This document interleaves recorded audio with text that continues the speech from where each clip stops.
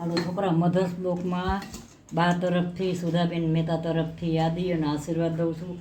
મારા બધા સબસ્ક્રાઈબરને, મને જેને સબસ્ક્રાઈબર કરેલું હોય અને નવા બધાને હમણાં સબસ્ક્રાઈબર બધાને મારા તરફથી યાદી અને આશીર્વાદ દઉં છું બા તરફથી.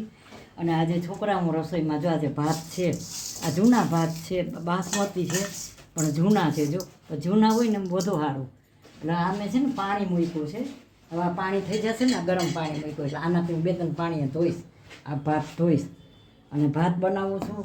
અને લસણવાળું આ રીંગણાનું શાક નકરા લસણનું બનાવીશ. નકરા લસણનું રીંગણાનું શાક. અને કદાચ પહોંચે ને તો ચટણી બનાવીશ. ચટણી તમને મિક્સ કરીને દેખાડીશ. લીલી ચટણી બનાવીશ. આ ટમેટાં અને આ લાલ મરચાં રીંગણાના શાકમાં નાખવાના છે. લાલ મરચાં સરસ બનાવો, શોખ બધું હું બનાવતી હું. અને આ કોથમરી મરચાં થોડા શાકમાં નાખી લસણવાળું બનાવીશ. અને ભાત બનાવીશ આવડાને, રોટલી બનાવીશ. હાલો જો આજે હું છે ને આ ચટણી બનાવું છું. આમાં આ ચટણીમાં કોથમરી છે, મરચાં છે, કોથમરી મરચાં અને આ ગાંઠિયા. કોથમરી મરચાંના ગાંઠિયા 3 વસ્તુ છે. હું અલગ અલગ ટાઈપની ઘણી બનાવું છું. આમાં ડુંગળી લસણ તમે નાખી શકો. હવે આમાં હું મસાલા કરીશ.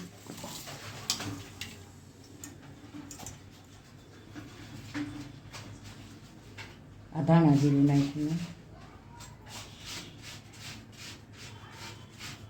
આ ધાણા જીરું નાખ્યું છે. હવે આમાં લીંબુ, આમાં મેં કાચી કેરી સ્ટોર કરી છે, તમે એ નાખી શકો. હું ભૂલી ગઈ અત્યારે, લીંબુ નખાઈ ગયું મારાથી. નકર કાચી કેરી તમે સ્ટોર કરી હોય ને, કાચી કેરી, તો એ તમે કાચી કેરી નાખી શકો. મેં લીંબુ નાખ્યું છે. હવે આની અંદર હું છે ને મીઠું નાખીશ.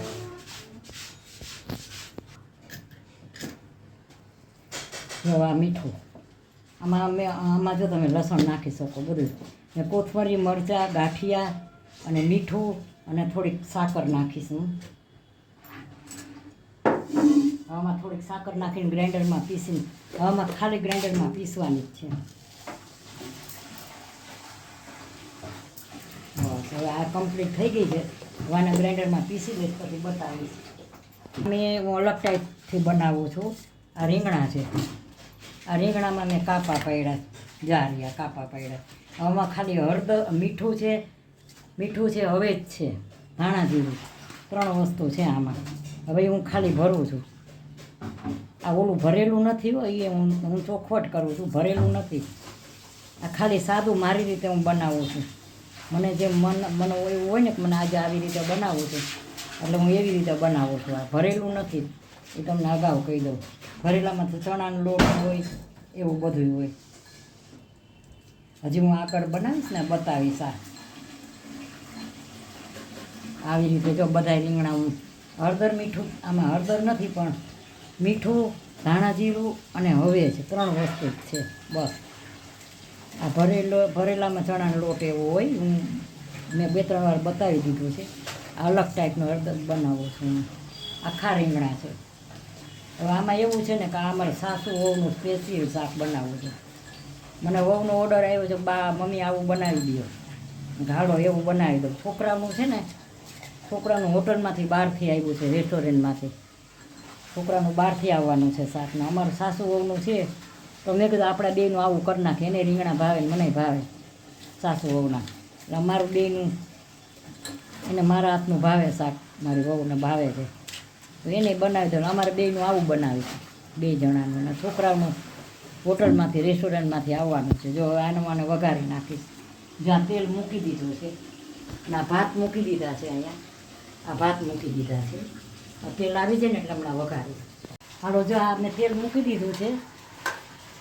હવે હાઈ ક્લાસ તો હમણાં આ રીંગણા અલગ ટાઈપના બનાવ્યા છે. આ ભરેલું નથી.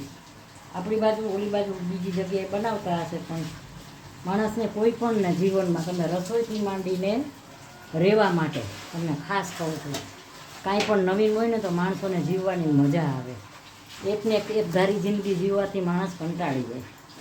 આ મારા શબ્દો છે ને તમારા શબ્દો, તમે અનુભવશો. બાની વાત સાવ સાચી. એકધારી જિંદગી જીવવાથી માણસો કંટાળી જાય, એકધારી વસ્તુ જમવાથી કંટાળી જાય. તો જીવનમાં છે ને એક્ટિવિટી હોય, માણસો ફરવા અમથા વયા જાય. તમે જોજો, માણસો 4-6 મહિના થાય ફરવા વયા જાય. જો આ તેલ આવી ગયું છે, હાઈ ક્લાસ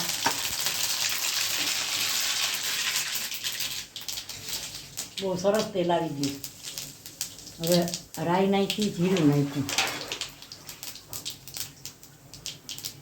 રાઈ ને જીરું નાખ્યા છે મેં, અને હિંગ નાખી છે.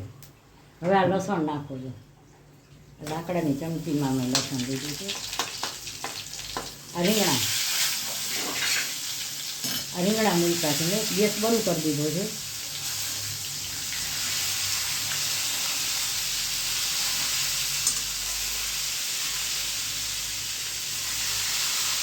તેલ પાણી એટલે નાખ્યું કે વઘાર છે ને બળી જાય.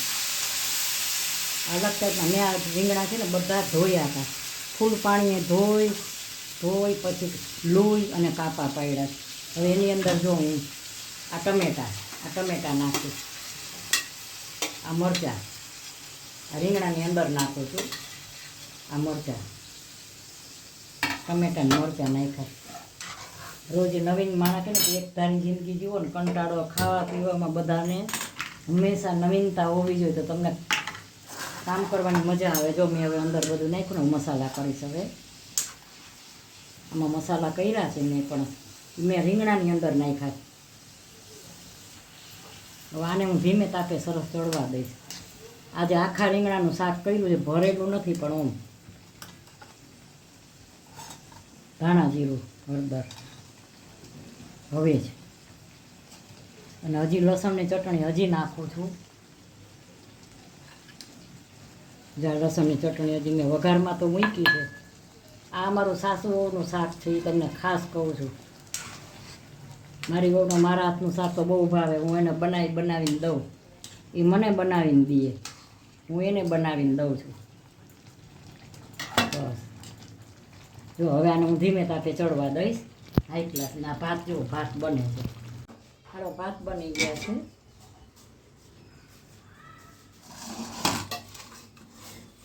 આ છે ને હું થોડાક ભાત કાચા રાખું છું. કાચા ભાત હોય ને છોકરાને મજા આવે છે કાચા ભાત ખાવાની.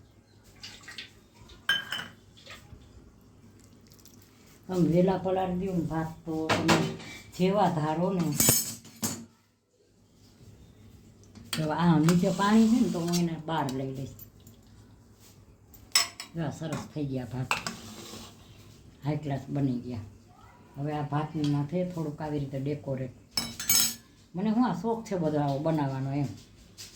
આમાં વટાણાને બધું નખાય, પણ વટાણા તો નથી આવતા અત્યારે, સિઝન નથી કોઈ વસ્તુને.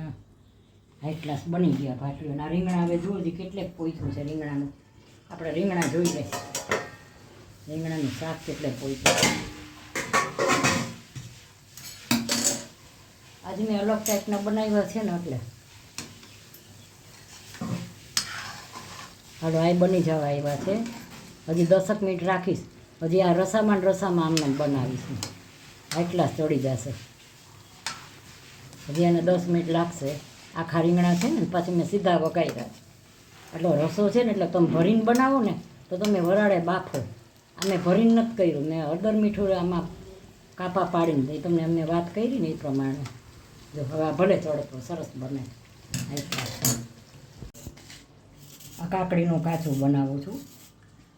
અને ખુલ્લું એટલે રાખ્યું છે મારે થોડી વાર ઓલો ચમચો ફેરવવો પડે, નકર શું થાય આ બેસી જાય, બળી જાય.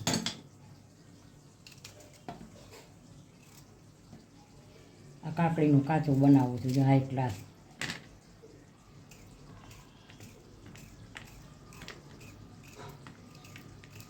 હવે જો શ્રાવણ મહિનો આવ્યો ને, હવે 1-1.5 મહિનો જવા દો.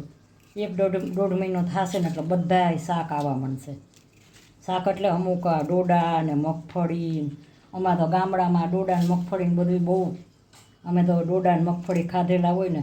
હું હજી અહીંથી નીકળીને અમારા ઘર આગળથી હું ડોડા ને મગફળી બધું લઉં. શું કામ કે અમે આ બધું ખાધેલું છે. જીંજરા તો અત્યારે ન આવે. જે આ કાચું બનાવ્યું છે, બહારનું છોકરાનું પંજાબી શાક છે.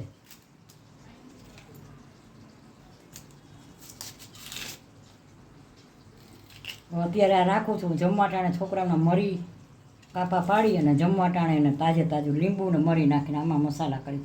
વેલા મસાલા ઘણાને કરેલા ફાવે, પણ આ પોચું પડી જાય, મીઠું અંદર આવે ને એટલે જો આ શાક તો હવે બની જ ગયું છે. જો આ સુધાબેન અલગ ટાઈપથી શાક બનાવ્યું છે. ભરેલું તો બધાય કરતા હોય, પણ અમારું સાસુનું સ્પેશિયલ શાક બન્યું છે આજે. કોઈ ન હોય ને તે આવું શાક બનાવવાનું, નકર બધે ખાવાનું હોય તો અમારું બેનું ન બને. અમારું હોય રૂટીનનું બધાની હારે હોય. આ સ્પેશિયલ અમને વહુને બનાવી દીધું છે શાકને. જો આ એક ગ્લાસ રીંગણા, ભાત બની ગયા છે ને કાચું, અને હવે રોટલીનો લોટ બાંધવો છે. હાલો જો આજે રોટલી બનાવું. લોટ બાંધી નાખું, 10 મિનિટ થાય ને સેટ થઈ જાય.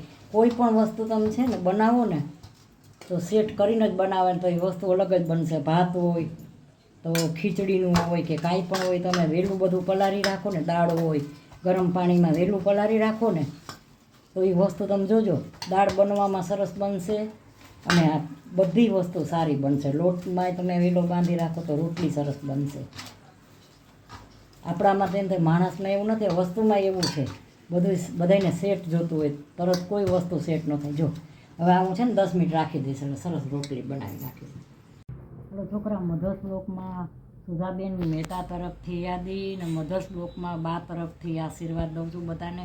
આજે છોકરાઓ જો મેં રસોઈમાં શું બનાવ્યું છે, આ ભાત બનાવ્યા છે. જો આ ભાત 2 કલાક વહેલા પલાળે એટલે આટલા ફાઇન ભાત બને. જો હાઈ ક્લાસ ભાત બનાવ્યા છે. આ કાચું છે, કાકડીનું, ટમેટાં ને ડુંગળી, જેને જે ભાવે ને લીંબુ.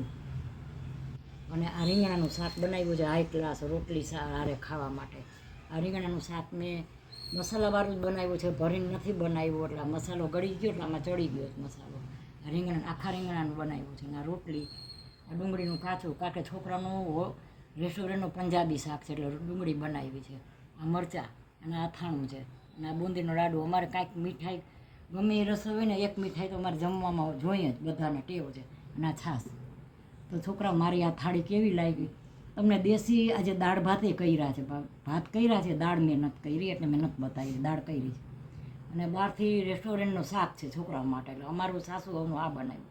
તો મારી આ રસોઈ કેવી લાગી? સારી લાગી હોય તો લાઈક કરજો, શેર કરજો, કોમેન્ટ કરજો, સબસ્ક્રાઈબ કરજો. રીંગણાનું શાક કેવું લાગે છે? સ્વાદમાં તો સરસ છે, દેખાવમાં સારું છે. તો સબસ્ક્રાઈબ જરૂર કરજો, અને મને આગળ વધવાનું મારો વિડીયો શેર કરજો. બાય બચ્ચો.